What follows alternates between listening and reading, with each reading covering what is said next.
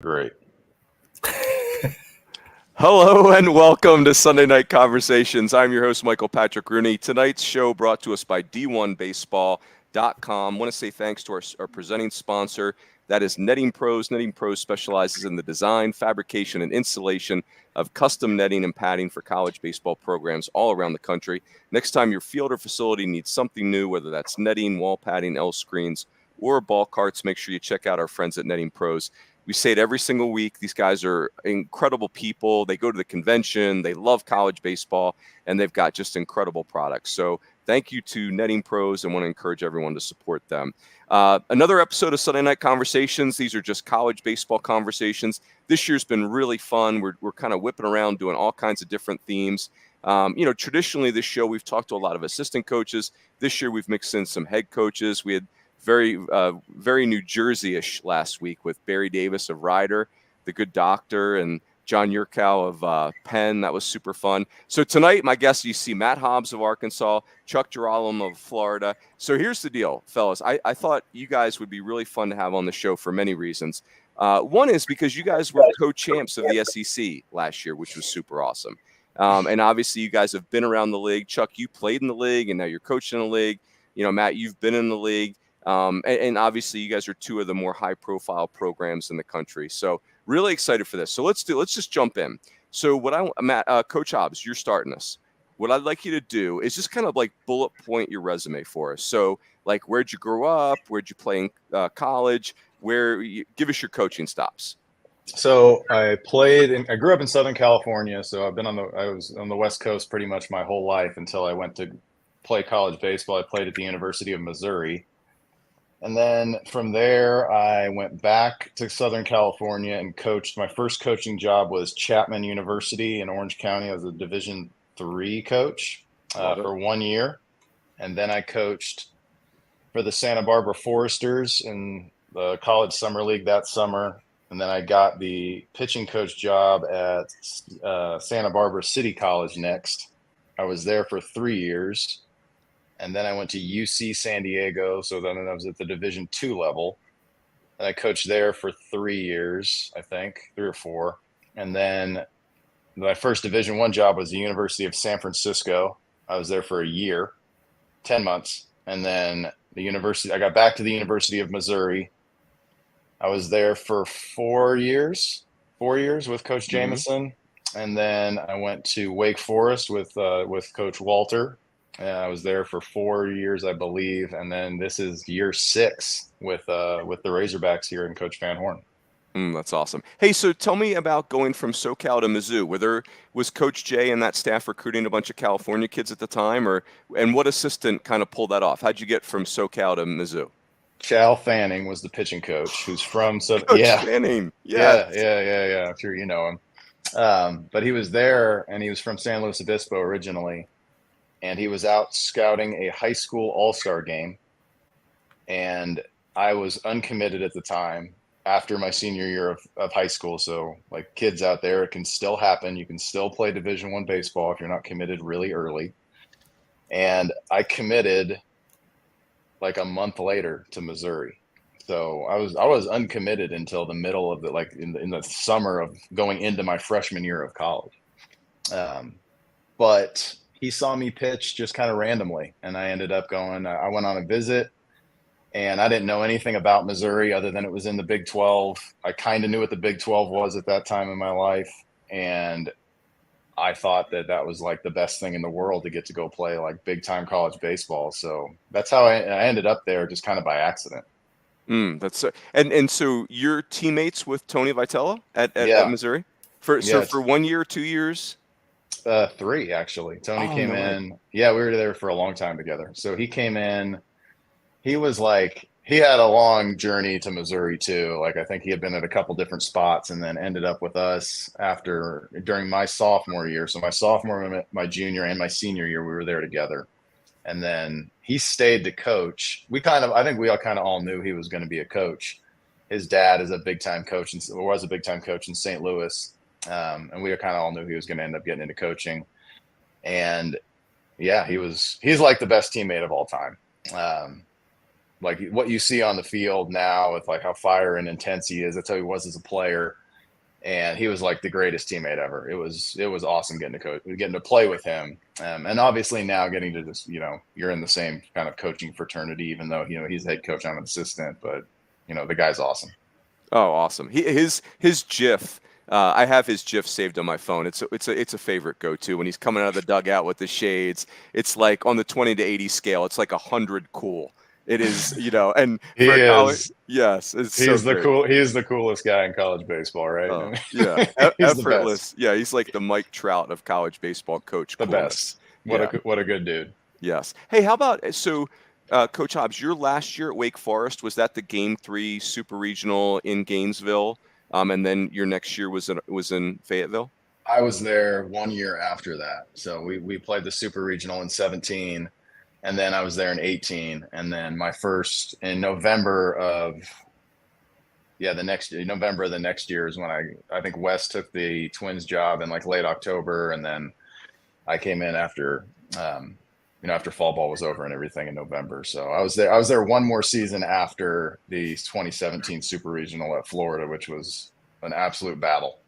Yeah, like wasn't it a 1-run game in Game 3 of the Super Regional, something along those lines? Yeah, they beat us like 1-0 in Game 1. We walked them off in Game 2. Ben Brazil, who coached with us at Wake, or was with us at Arkansas actually for a year, hit a walk-off home run against, I think it was Byrne, maybe Michael Byrne. He hit it off him, I think. And then they beat us like 3-2 or 4-2 or something. We got Alex Faedo out of the bullpen that day. Oh wow! So you're not winning that game. he's coming in out of the pen. You're not winning. Yeah, it's an unfortunate circumstance. He was throwing, and like it's the last 2 innings of the game, and he like at that time you could still get drafted while the stuff was going on. So it's like they're announcing him as like the 7th. I think it was the 17th pick or something. Right. They're announcing him. He's walking out for the last inning, and I'm just like, how is this going to end well for us? And I went back and finally, this is like months later, I finally allowed myself to go back and watch because I was like frustrated because we couldn't hit him. And then I was watching the game and I was like, okay, those are like 97 mile an hour wiffle balls. Like nobody's hitting that. Oh. So he was, we got like it was rain. It was weird. But it was like that team was low. That's the team that won it. I think that team was loaded. Yep. Chuck, I'm going to come to you in a second. Coach Hobbs, you need to be keeping a journal because, and even a backdated journal, because I think about like you coach for Santa Barbara Foresters, which is like the summer, like the New England Patriots of summer baseball. And then, you coach at UCSD who went right on they were getting ready to win a Division II national title. Your Wake Forest experience is super fascinating. You're a player at Missouri right before Coach Jay is about to take them to 7 straight regionals. And, guys like Kinsler and Max Scherzer are going to show up. You've had the most drafted players over the last 5 years at Arkansas. No one has had more. Let me clarify that. No program has had more pitchers drafted than Arkansas during your time there, which is, just super cool. So again, that's your homework is you need to start keeping a journal. I've been very lucky in the places I've landed. So it's great. Yeah. I wrote down some of the people that you've been around and it's just comical, obviously, both of you guys, like that was another thing that was really cool when I was getting ready for this is, the 2 active leaders in Omaha trips for head coaches are your 2 bosses, right? Like Dave Van Horn has taken a team to Omaha 9 times and Sully's taken a team to Omaha 8 times, which would be normal if you were 150 years old.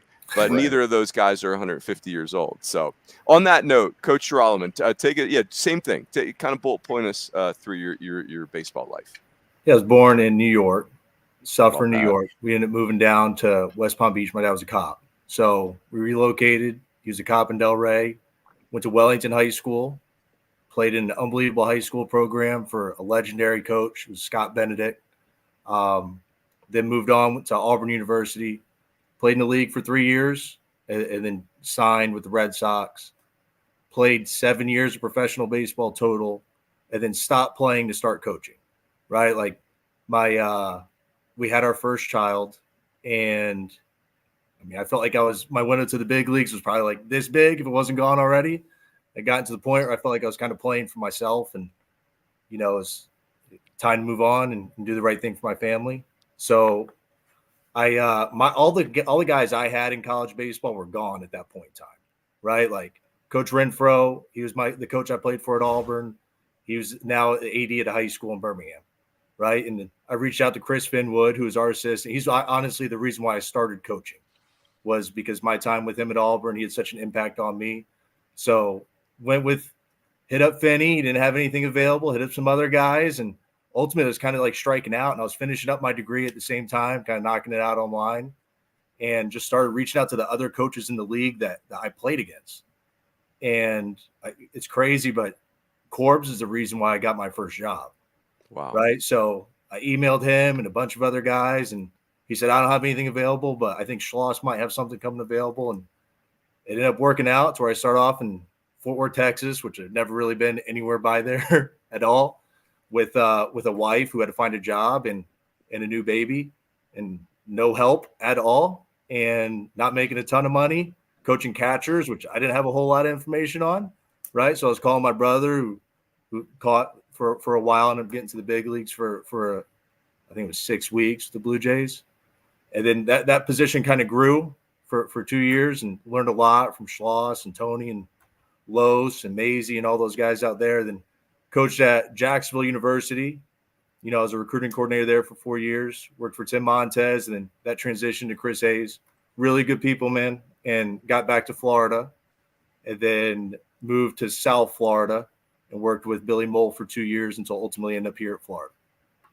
Tim Montez, that's a name I didn't even think was going to come up tonight. Love Coach Montez. He's out in Arizona now. Awesome. All right, so 2 follow-up questions for you, Chuck. Who were like the big time players in the SEC? Because your SEC years were like 2002 to 2004. Is that right? Yeah. So you just missed Chris Burke. Who were like the dudes in the league besides yourself? I'll never forget the first SEC at bats I had were against Joe Blanton.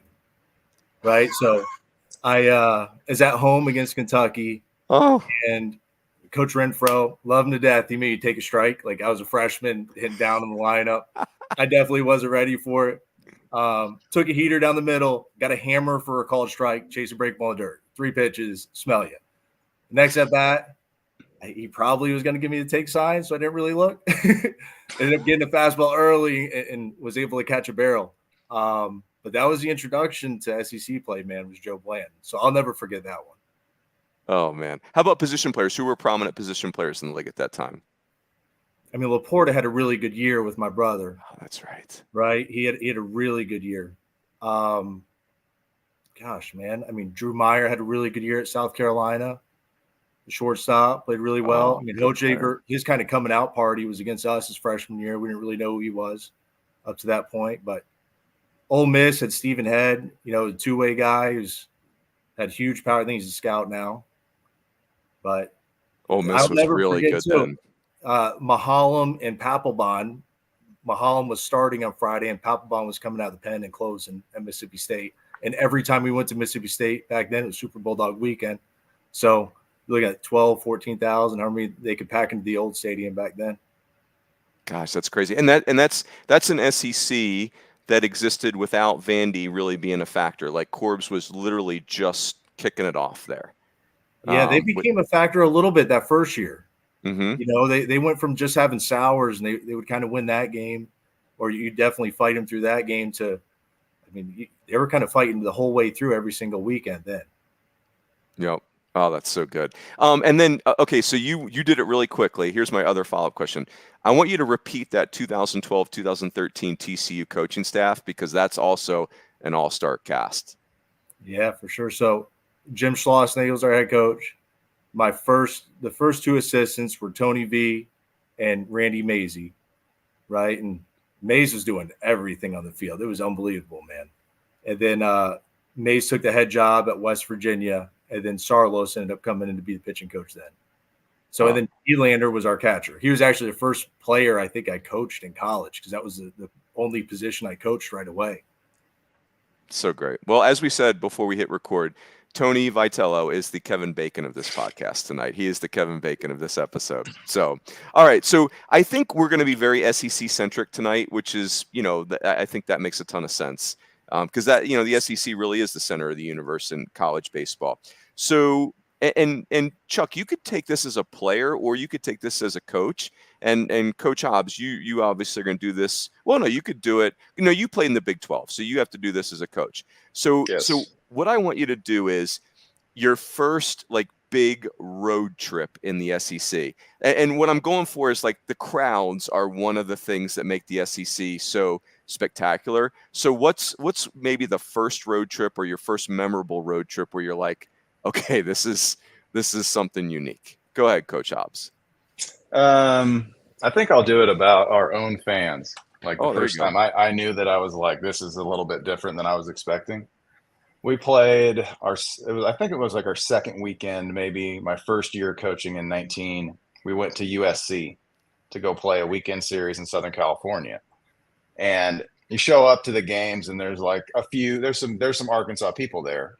But I assume there'd just be like a ton of USC people and it'd be, a hostile road environment. And I looked up in the stands in the bottom of the first, top or bottom of the first, I don't really remember. They're calling the Hogs and there's like no USC fans and the whole thing's Arkansas. Oh my gosh. I was like, this is like way different than what I was expecting to get. I knew we had big crowds at home, but we're on the road in Southern California and it's like 3-1 Arkansas fans. And there was a decent amount of USC fans too, but it was like you looked up and it was just Arkansas everywhere. And that was like the first time I remember sitting there like, okay, like this is for real. This is very serious here. That's awesome. What's the loudest you've ever heard Baum Walker? Like for me, I don't know if loud because I'm watching it on TV, but like some of the bigger games when Kevin Kopps came in, Baum Walker felt like a cathedral. It felt like not a place on earth. But what's the loudest you've ever heard it? 2 different times. One was in the 21 season. This is the COVID, like the attendance was weird because of the COVID stuff. And the first time we had full attendance was against Florida, the last weekend of the season. And Casey Opitz hit a ball into the gap that split their outfield and ended up on third base. And it was like, if we hit a sac fly here, we're going to win the SEC. And the place was like deafeningly loud. That was the loudest I'd ever heard it. And then Charlie Welch pinch hit against Nebraska in the regional the same year. And we had Kevin in the game. So, I mean, they're not scoring. The game's over if we can just, get 3 more outs. And Charlie comes up and hits a 3-run home run, I think. 3-run homer that just put the absolute like nail in the coffin. And that place it was like deafening. It was like the water in the cup of water I had was like shaking. Oh, that's so great. Charlie Welch, I want to give Cooper Fouts a shout out right now, who's at La Tech. And Coach Fouts said he was at Pepperdine when Charlie Welch was a freshman. And I remember calling him in the fall. He's like, I love Charlie Welch. I think he's going to be a great player. And then he was super anonymous for a couple of years. And then obviously not anonymous for the Hogs. He was a great role player for you guys, it seemed. He's a really good story, man. It was like, I think Nate called him and he's like, he's on his way to go to a junior college. And we had just lost 2 catchers because this is like maybe the first year of the transfer portal. And we grabbed 2 catchers because we thought Opitz was going to sign. And then he came back and both guys signed on us. Both of the catchers signed. So we have Casey Opitz and a guy that was graduating early to come in. So we're like thin at the position. And he's like, what do you think? Should we just, Charlie Welch is a guy that we had recruited a little bit out of high school. Mm-hmm. He's like, what do you think? And I was just like, I don't know. I never seen the guy play. I have no idea. And he's like, I think he can hit. I was like, all right, let's just take him. So we get Charlie to come and all of a sudden, we're halfway through fall ball and Coach Van Horn's like, I think this guy can really hit left-handed pitching. This guy could be a role player off the bench. And then by the time we got to the, end of the season, he's like the greatest pinch hitter in the history of college baseball. Oh, it's so great. Chuck, same question. This could be, as like we said, player or coach, your 2 experiences, but like a road trip, a memorable road trip where the SEC environment really struck you. That Arkansas weekend, for sure. I mean, because up to that point, my time coaching at Florida, we didn't play an SEC game the year before because of shutdown. Mm-hmm. And then everywhere else that we went on the road up to that point was like couple hundred, couple thousand fans. So that was the first time, even in our own yard, we couldn't jam the place out, right? So, and then all of a sudden they brought cops in the pen, and we still use the at-bat that Sterling had against them as an example of when you need to slow the game down. Because it was 3 pitches, it was like 37 seconds, and he was walking back to the dugout with his bat, right? But that was the first time our guys had experienced it like that too. And then as a player was LSU.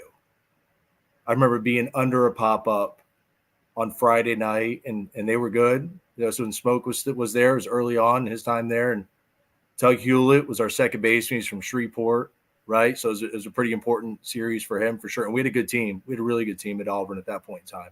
I remember being under the pop-up, and they were chanting "Go Tigers" at the old box, and the whole stadium was shaking.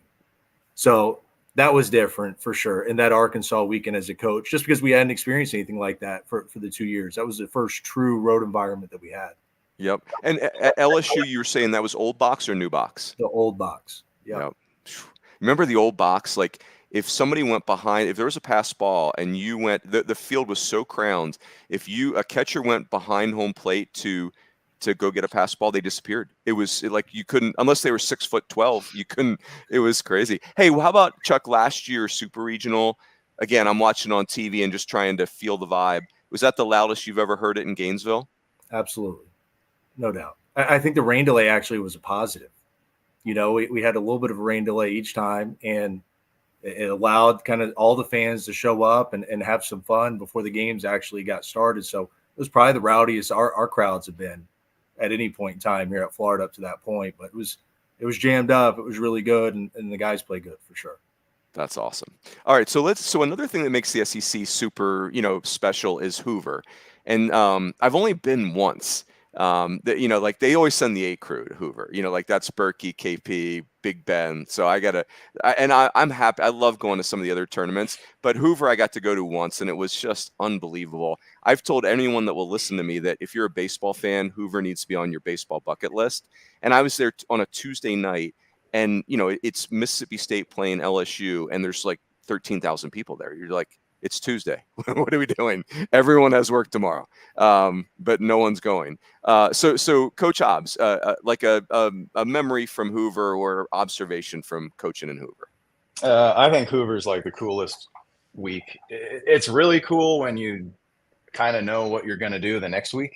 Like that's when it's really cool. Cool. But I'll give you like a good one. My first year in the SEC was Missouri, actually, as a coach, because we had transitioned from the Big 12 to the SEC.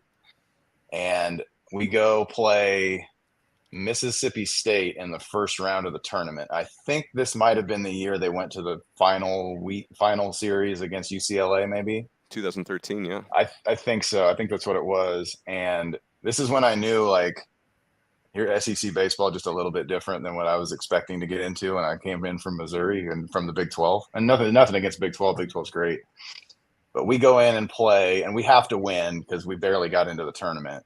If we don't win, our season's over. And so we throw Rob Zestrisny starts the game, and he ends up being like a second rounder pitching the big leagues. He's still pitching in the big leagues. He throws like 8 innings.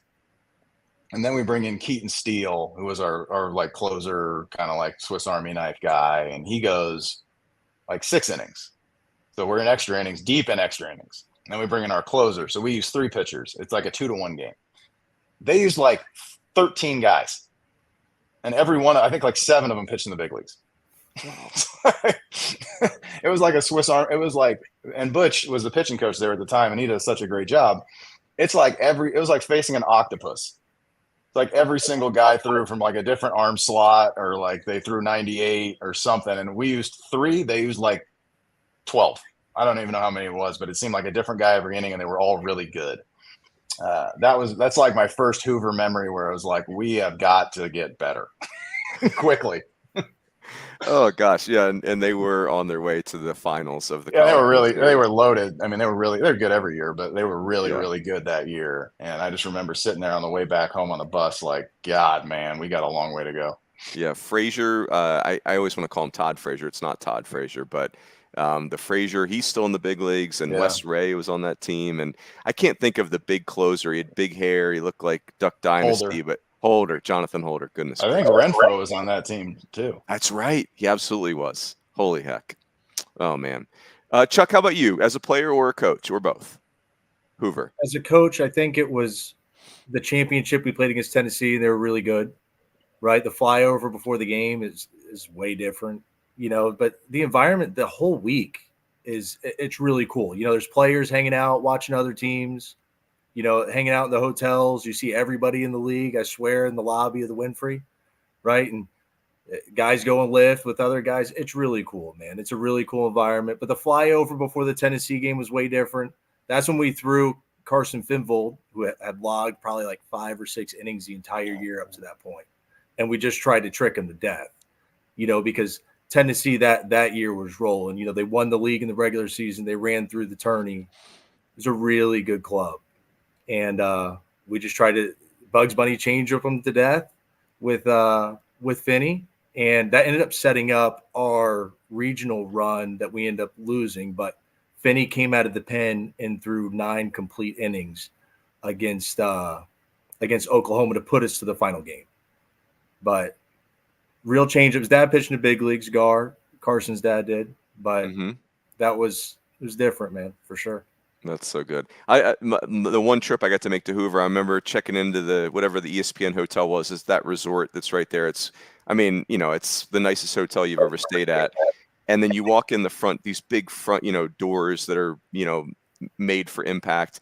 And as you walk into the lobby, the foyer, there's a hologram of the SEC tournament logo on the floor. And you're like, okay, that's different. I've been to a lot of conference tournaments and this is my first hologram.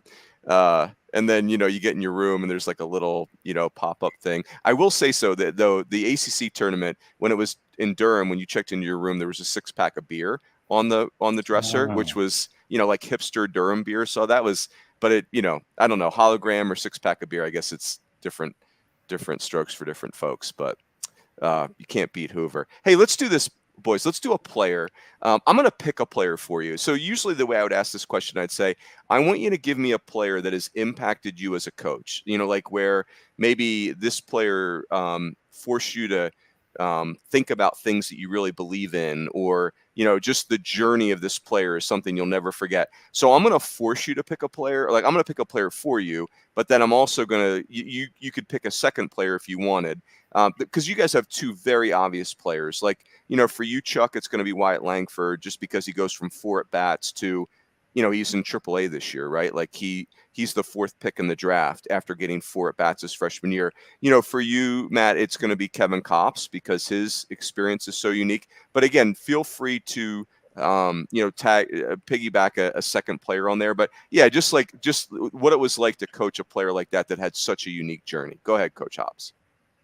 Kevin's is, pretty well documented, but an unbelievable story just because of where he had to come from, coming from, an injury, coming from a walk-on to an injury to, being okay, then relative obscurity to the Golden Spikes Award. I don't know that's like a movie script.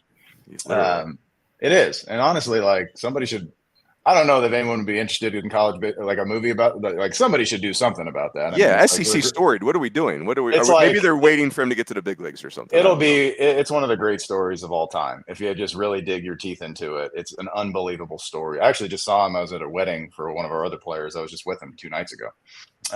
But like he made me believe. I think that's like, I don't know if that sounds hokey or not, but like, I'll never say that someone can't do it again.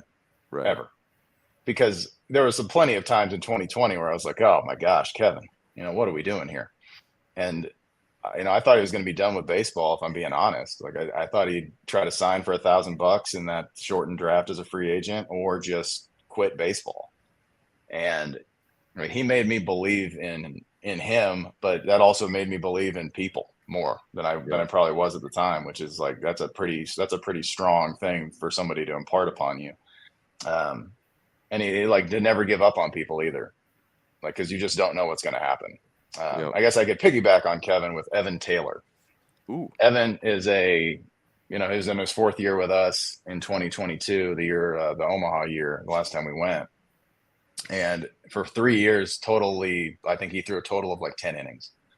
And it wasn't the same situation as Kevin, but there was parallels to it where Evan was up and down, threw hard but couldn't throw strikes, and then changed his arm angle and went away to summer ball and was on the verge of getting cut like every week.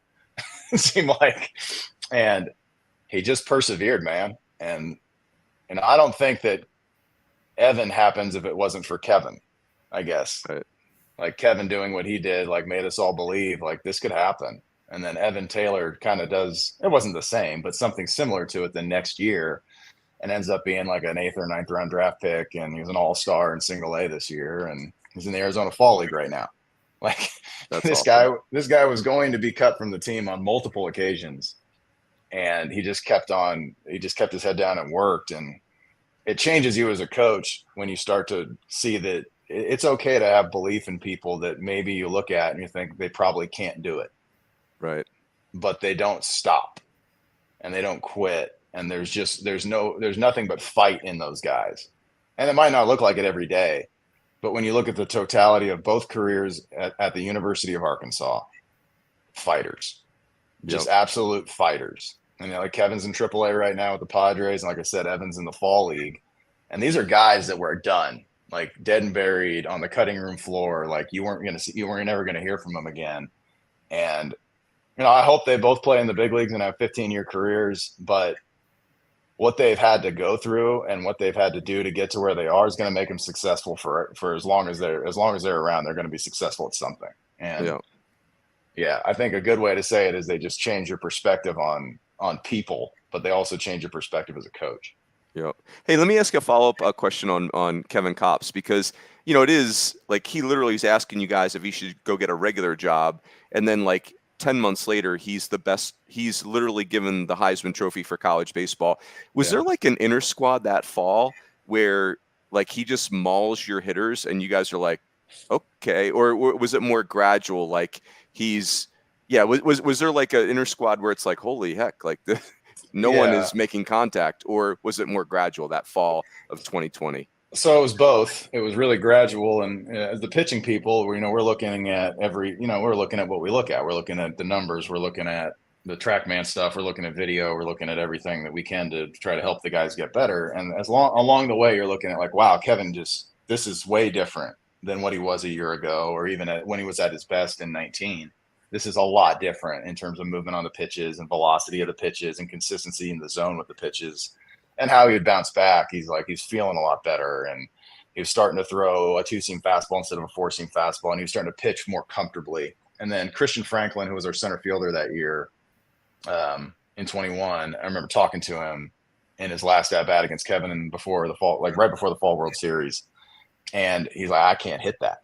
And I was like, what? Can't hit what? And he's like, that slider thing he throws, I can't hit it. I can't see it. And I just remember thinking, like, Christian Franklin is a really good player. Yes. Like he's like a 3rd rounder and doing whatever he's doing in pro ball with the Cubs. I think he's in AA. And it was like, if that guy can't hit it, then it's probably going to be hard for other people in our league to hit it. So it was both. It was like gradual. We could see him getting better. He could feel himself getting better. But there was a day when I remember sitting there like, God, this guy's really good. Yep. Well, that's awesome. All right, so Chuck, it's going to be same drill. So you're going to start with Wyatt, go wherever you want. And again, just for context, like Wyatt Langford's like, he got to AAA in 5 minutes. And he, if it's a different year, he's probably SEC Player of the Year and the first pick in the draft and the Golden Spikes Award winner, like just a weird year where you've got Skeens and Cruz and Langford. But yeah, you were there the whole time for Wyatt Langford. Love to hear about his journey. Came in as like a corner guy catcher. All 4 of his at-bats his freshman year came from running from the bullpen, right? So it was like, no way. fall down, get Wyatt, where it's late in the game. Now, his fall, he had a good fall as a freshman. I mean, I think he probably hit like 240 something, but he started off the fall really good. And he ended up being like our 4 behind the plate, moving between some third and some first. And we had an older club, right? Like that was the year after COVID. So we had a bunch of guys that ended up coming back that normally we don't have older clubs at Florida. Yep. Right. So it ended up turning into 4 at-bats. He worked like all the guys do and went off and played in Charlottesville, had a good summer. And then the next year, the beginning of that fall, like Wyatt's starting to come along, and we have no idea where he's going to play. Like literally, we have to find a way to get this dude in the lineup. And we kept saying, he is running good now. He always ran good, but he's now running better than good. And he was still catching pins that fall, and as kind of the year progresses, Sully goes, we just need to see him get to a couple good fastballs. Like, well, we see him every day. He gets a good fastballs. And then he turned Sprode around like a week and a half before the season started, turned 100 around with the first pitch he saw that night in an inner squad. He's like, yeah, he could definitely get to a good fastball now. So he started opening night. And I think we hit him like 7th or 8th opening night. And we played Liberty, who was really good. He took Adamits through a first pitch change. He took it out of the yard. And the next day we were talking about the lineup. So I was like, what do you think about moving him to 4th? I was like, well, we're a game into this thing. So I think he hit 7th or 6th the next day, and we lost that game. So I think he hit 4th the third game of the season. But Wyatt's, he's your hardest worker. He's the toughest player I've ever been around. He's the stories of Kobe Bryant, right? Like he would go to the gym first and he would shoot and shoot and shoot. And then the guy would come to the gym and Kobe would still be there, making sure that guy knew he was still shooting when that guy left. Wyatt would hit more in the cage than all of our guys. And he'd do it in early work. He would do it before that. And he'd also hit last. So like every day our early work would finish and Wyatt jumping in all 3 cages and would finish, take 3 swings after everybody else was done and then jump out. Right. But he went through something last year like I've never seen anybody do. It's like Wyatt's supposed to be a really high pick, supposed to go first, top 2, 3, 4, 5 picks, whatever in the draft going into the season. He really didn't come from a whole lot, man. Right. So like the pressure of that, I can only imagine. But Wyatt got hurt. He got a right on right change and fouled it off of an area that we don't like to talk about. Oh, man. And he's sitting there like with his hands on his knees in the dugout. Is kind of running bow-legged out to the outfield. Like, Sully, we need to get him out of the game, man. He is not right. And the doc said he was okay. And then we ended up deciding to take him out and find out that he had a pretty significant injury that had to get treated. And he ended up having surgery that night. Wow. Does not play opening weekend against Alabama in the league. And then we're practicing Thursday night after we played Florida State at Ole Miss. And he's like jogging. And a couple of the players like, he's going to play this weekend. There's no way. You're like 2 weeks out. There's no way. Doctor said probably 4 to 6. Wyatt's supposed to be a high pick. Usually those guys are, I'm going to wait till I'm 100%. I've gotten all my swings in. I'm 100% ready to go and put up numbers and help our team when I'm 100% ready to go. And he DH'd Friday night against Ole Miss. I think he ended up going up top. He hit a bomb to his backside that night. And it took him a couple of weeks. He didn't slide for a month, right? Like he did not slide feet first until we were at Tennessee and everybody kind of went crazy. But he's the toughest dude I've ever been around.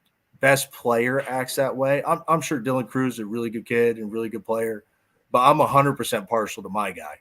Yeah, of right? And just seeing the way this guy goes through it every single day. He's on the taxi squad right now for Texas, right? And what he's done through the minor league side, but this dude, what he would show every day, day in and day out, like that's the example that you want for the rest of your club, right? And he carries on when he says something, everybody follows, right? Like it's easy to say, work hard, it'll end up working out. Like this dude went from 4 at-bats, man, and ended up signing for $8 million. And he'll probably be in the big leagues pretty early next year unless something happens this year. But special kid, man, no doubt. Local kid from down here. He's from Trenton. And then the other player for me, there's no doubt would be Josh Rivera. Yeah. Right? Shortstop. He came to us. He didn't play shortstop before he got here. He played third base at IMG. They had Reese Hines, who was a high pick.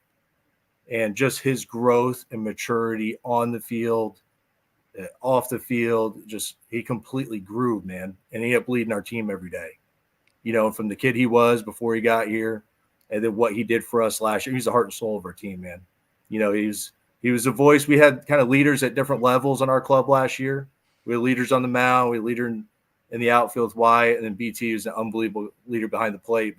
But Josh did run the show on the field every single day. And just watching him grow over his 4 years And he's another guy that didn't come from a whole lot, man. But to where he finished now, and he's leaving with a degree, and he ended up being a really good student. It's a really good story for sure. So great. Yeah. Josh Rivera I was going to ask you, I was going to force him on you too, but it's like, I saw him get like MVP of the Jupiter, WWBA thing, which is like, amazing. And then you guys are so good in 2020 and he's playing shortstop every day as a freshman. You're like, okay, it's just going to be a rocket ship. And then he's literally like downtrending for 2 years. And I might be being a little rough on him there. And then, watching you guys play last year, and this is like Wyatt Langford didn't have access to every game the way Josh did because he's either, he's hurt. And then if you're playing against you guys, like Wyatt Langford's the scariest guy, right? So, and he's playing left field. Josh is playing center or shortstop. But to me, like there were so many times I watched you guys play and Josh Rivera felt like the best player on the entire field, both teams, like just taking over games a million different ways. He was, what a year. That was so cool. No doubt, man. Gotta love it. All right, so let's do this. So I want to take you guys to super regionals. So kind of same thing. Like I want a super regional memory or feeling or vibe. I just think we'll get to Omaha in a second, but super regionals are so unique in our sport because I got to coach in one. And I remember like not being able to breathe for the whole weekend. I remember my wife not breathing well the entire weekend. Like it was just, you're an assistant coach. You feel like if you win this, your resume has just like changed completely. You feel like if you lose this, everything you've been obsessing about for the last 5 years, what was the point of all that? I'm being a little dramatic, of course, but that's where my head was. So anyway, yeah, just like, obviously Coach Hobbs, you've been in a bunch of them, Chuck, you were in an epic one this year, but you go first, Matt, like a super regional vibe, memory, feeling. The best one I can remember, just like the feeling when you're going to win it. Like that's the greatest feeling ever. And you can and you don't coast to the finish line because it's baseball and weird things can happen. But in 19, we're in game 3 against Ole Miss at our place, and Heston Kjerstad leads off like the 5th or the 6th inning and hits a ball like across the street, and it makes it like 10-1. And it's like you could see the air went out of their dugout, and I was like, this thing is over. And that feeling for like the next 3 innings, like you're still stressed out, and I was until we put Cronin in the game at the end, and you're like, all right, this is definitely over. We're up like 16-2. But like that feeling when that ball left the yard, I was like, we're going to Omaha. And this is the first time I'd ever been because we had the deal at Florida in 17 where I thought we had a chance to, like, that team was really good with Wake. And I remember laying on the ground in my closet before game 3 at my house. And my wife was like, hey, you gotta you got to say goodbye to the kids before you go. I was like, I can't, we can't lose this game. We cannot lose this game. We have to win this game. That's how I felt though. I felt like you're talking about, like, I'd never been to Omaha before. Yeah. That was the first time in 19. And when Heston hit that ball, it was like all the like stress left my body for a second. And then it comes back because you're the pitching coach, and you're like, this would be a worse story if this was the most epic failure in college baseball history. But that was like the greatest feeling. It's the greatest feeling. I've never won the College World Series, obviously, but I've been to it and I've won games there. And that feeling when that last out's recorded in the Super Regional is like unmatched. Because it's like you don't know who you're playing yet. You don't know when you're leaving for Omaha. You don't know anything other than you're going. And like the look on the players' faces and the like being around your staff after it's all over and you did it. It's like that feeling, like you cannot beat that. I mean, we were eating dinner in 22 in Chapel Hill, just the coaches, like after the thing was over, we finished so late. It was like there's one thing open and we're just all there with our families, and you're just sitting back like, this is the greatest thing ever. It's like getting there is so hard. I mean, everybody who's coaches knows how hard it is, but those feelings, like, I mean, you're asking for like one moment, but like anytime that the last out is recorded in the Super Regional, and you know you're going, you can't even, I don't have words to describe it.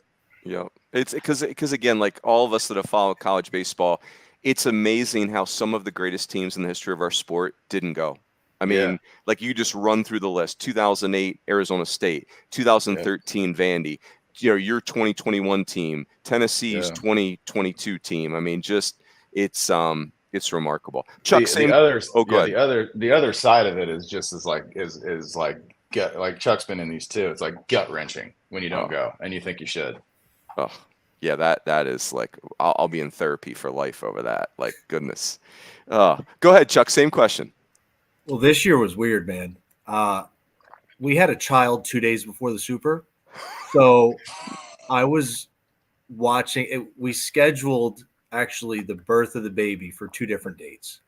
My wife was going to have a C-section, a planned C-section on either Monday or Wednesday, depending on how our regional went. And we were hoping we'd roll through the regional, hopefully have a baby on a Monday. And that obviously that wasn't planned. So Texas Tech ended up beating us. We ended up having to go to 5. So the baby was born on Wednesday. So I was watching Synergy that night from the hospital as well as Thursday for practice, and then rolled out with not a ton of sleep for our first Super Regional on Friday. It was incredible. And then the first at bat of the game, McGinnis takes Sproat deep. He had the ball like 400 feet, 450 feet to left.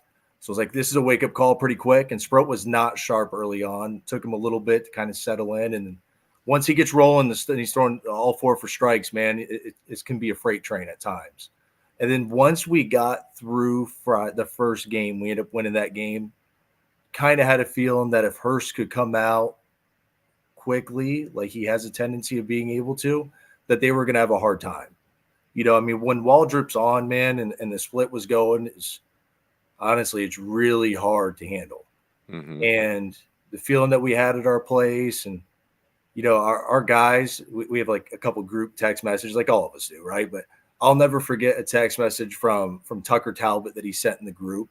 Just said, like, I have no doubt in my mind that we're going to win the next game. And just the feeling that we had and the confidence we had going into that game, and knowing we had Hurst on the mound, that if he came out the gates good, and kind of like what Hobbs was saying, once you get to a spot, you don't feel like you're definitely going, but you definitely could tell that the path is there, and it kind of stares you right in the face. Like, holy cow, man, like this journey that we've gone through, it's right there. And right now at this point in time, we don't feel like there's anything that can stop us. And like, as close as you feel to that group, like in that moment, your staff and the players and everything, there's not a whole lot that can top like that actual feeling other than the birth of your child. Right. So that's a good disclaimer, but yeah, no doubt, man. It's pretty cool, man. And just seeing it coming down the pipe when you're in like the 7th or 8th and you feel really comfortable in that spot. And obviously all of us have had your heart stripped out of your chest at different points of time, but just that feeling. And then, I mean, nobody leaves the field after the game. I mean, I think our game ended at like 4:00, and it was well past 10 by the time everybody was leaving the ballpark. It's awesome. We had that happen. We on the road too, though. It's like we won in Chapel Hill in 22, and we beat them there. It's like we were on that field for like 3 hours because you don't want to go. You don't want it to be over. No. Like it's almost like you don't want to go to the next thing as much as you have to get ready for Omaha. It's like this is the greatest thing that's ever happened to a lot of these kids, and it's like you want to give it to them, let them feel it. It's like I get like goosebumps talking about it, just because the journey takes everything out of you, especially and it's not like other leagues are just like easy or something. Like they're all good leagues, but the 30-game SEC season is so hard, like the total gauntlet. And then you get to the end of that, and then you're in a regional with champions, and you're playing in like whatever regional you're in. Hopefully you're at home, but if you have to go on the road, that's a bear. And then you finally get to the end, and it's like Chuck's saying, like you don't want to go anywhere. Like you just want to sit there and enjoy it. Yep. Well, and at the end too, you're playing like both of you guys had this experience. Like I had that we did a Sunday night conversation a few weeks ago with the guys that were part of the 2013 Kansas State team that won the Big 12 out of nowhere and, almost took Oregon State down, like Mike Conforto, Oregon State down in Corvallis. And Blair DeBoard, who's, he's at Mizzou now, and, he's a future Power 5 athletic director, Power 4, whatever it's going to be. And Blair said, it's like you look around in these super regionals, you're like, man, like everybody's at the height of their powers. Like there's all these great players playing like out of their minds. So, it's so good. Hey, let's wrap with this, boys. So obviously the SEC has been very dominant in Omaha. And, like you said, Coach Hobbs, there's a lot of good teams there. And I don't want to ever portray it as if there's, the only good teams in Omaha are the SEC teams. That's not the case. But the SEC teams are performing at a very high level in the College World Series. And I have a very amateur observation, and that is that because of the gauntlet that is the SEC and the crowds and the facilities you all play in, SEC players look very comfortable at Charles Schwab Field. They look very comfortable in that environment. Now, again, like I'm guessing when I say that, and I don't want to force you guys into that conversation necessarily unless you want to, but same thing. I'm looking for a vibe or a moment or a memory from when you've been to the College World Series. Something that really that's top of mind for you. Go ahead, Coach Hobbs. I think to your point, like the preparation of playing in front of a lot of big crowds. Like, I mean, you can say what you want about the league, but the biggest crowds are in the SEC. No doubt. Like, just that's fact. I mean, that's not me saying the league's better than anything. It's just there's bigger crowds. So yeah, I think that our guys are pretty comfortable. Like I look at like huge environments that I've seen freshmen, like Hagen Smith in the Stillwater Regional when there's 6,000 people and he becomes Hagen Smith. He's like, now he's different because he did that in front of that amount of people, but he'd been doing that all year. And the same kid, Hagen, is in an elimination game against Ole Miss in Omaha as a freshman, and he goes like 5 innings and strikes out like 9 or 10 guys and has an unbelievable outing, and he wasn't fazed by the environment at all.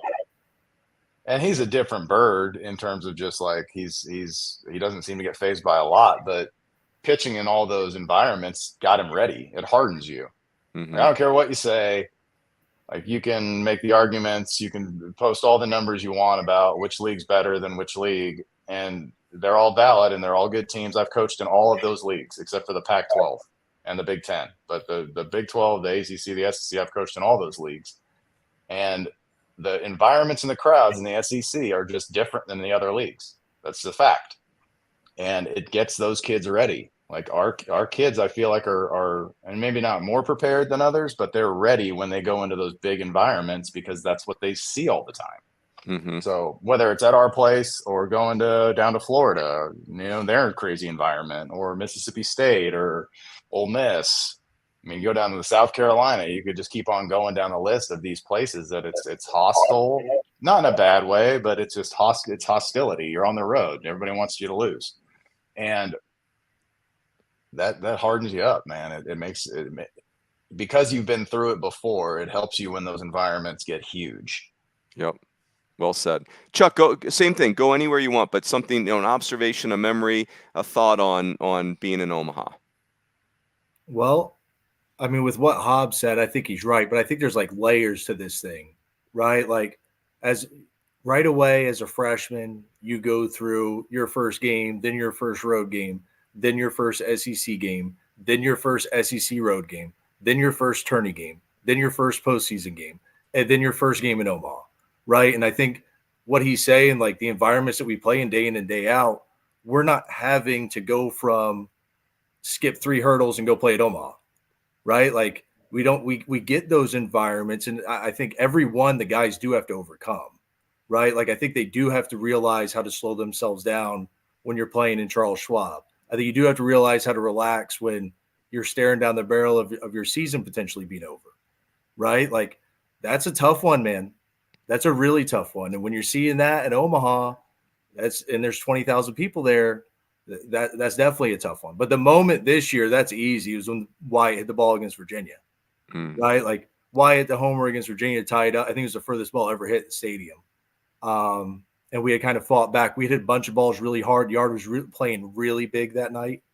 We hit a bunch of balls to the track, but we ended up breaking through. And that homer, it kind of allowed all of our guys to kind of, as a group, take a deep breath and then just go play baseball, because you had to get through that one piece to just go play baseball. It's the same deal when you first go on the road. You have to get through, and the first road games in the SEC, you got to get through that first one just to be able to go play baseball and relax. And that's good stuff. Gosh, and it's funny. A couple weeks ago, I had Ryan Fulmer on here, and we were going through Oral Roberts' season, and just, that time of year is so fun in our sport because, like I think about what you just described, Matt, about the Stillwater Regional, and we're watching that during squeeze play, and we're like, I don't care if these games are 7 hours long. Like, this is unbelievable. Now, how you guys, I don't know how you guys didn't have heart paddles for yourselves in the dugout. Like, those games were unbelievable, but yeah, everybody talked about how great a regional that was, unless you're a pitching coach at that right. Regional. Every time the ball went up in the air, it's like and then they got Nolan McLean hitting balls like 800 feet. Like, I think Riggio went over the batter's eye against us to dead center. It's just like, these balls are flying out of this place, and every time a ball went up in the air, it's just like, what's going to happen next? Didn't Hagen Smith strike out Rock Riggio at the end of that regional? And like, that was one of those all-time. That was the moment. Great at bats. It was like for him, for I don't know what it was for them, but I just know that we were in the dugout. Zebulon Vermillion's in the game, and he's throwing strikes. So I'm like, let's stay with him just because he's throwing strikes. They're bound to hit it at somebody. Right. And Coach Van Horn's like, I want Smith right now. And I remember just standing there, and I've told this story to Hagen and all the rest of them too. I was like, I don't know, man. He wasn't really good last time he pitched. But Coach Van Horn, we talked about it in the morning of that day. Like, Hagen's got the best stuff on the team. He's going to pitch in a big moment. And Coach Van Horn's like, hey, you said it. This is the moment. And I was like, I guess put him in.